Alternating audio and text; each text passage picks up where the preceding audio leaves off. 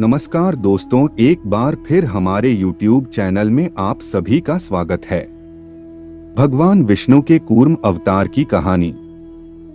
दरअसल इस कथा की शुरुआत ऋषि दुर्वासा के श्राप से होती है। एक बार देवताओं के राजा इंद्र अपने हाथी पर सवारी कर रहे थे, तभी मार्ग में उन्हें ऋषि दुर्वासा मिले, जिन्होंने इंद्र को भगवान शिव द्वारा प्राप्त एक माला पहनाने की इच्छा प्रकट की। इंद्र ने प्रस्ताव को स्वीकार करते हुए माला को अपने हाथी के गले में पहना दिया, लेकिन कुछ ही समय बाद हाथी ने माला को नीचे जमीन पर गिरा दिया। यह सब देख ऋषि क्रोधित हो गए और उन्होंने इंद्र समेत सभी देवताओं को शक्तिहीन होने का श्राप दिया।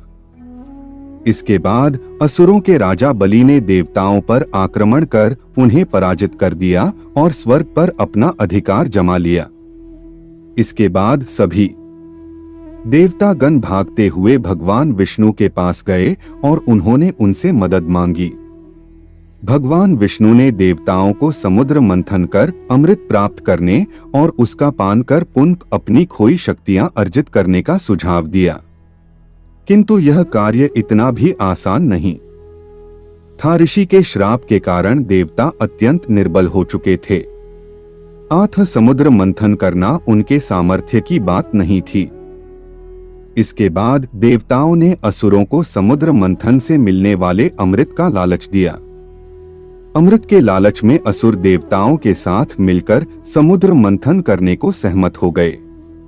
दोनों पक्ष क्षीर सागर पर आ पहुंचे। मंदराचल पर्वत को मंथनी और वासुकी नाग को रस्सी के स्थान पर प्रयोग कर समुद्र मंथन प्रारंभ हो गया। मंथन प्रारंभ होने के थोड़े ही समय पश्चात मंदराचल पर्वत समुद्र में धंस कर डूबने लगा।